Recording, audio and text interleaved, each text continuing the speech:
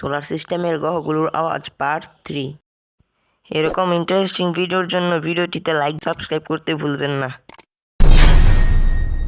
মার্সের উপগ্রহ ফেবুসের আওয়াজ শোনা যাক।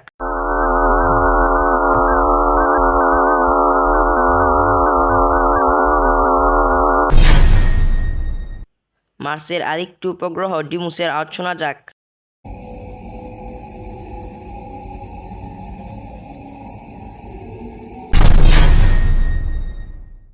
চলুন এইবার বামন গ্রহ সেরেসের আওয়াজ শোনা যাক।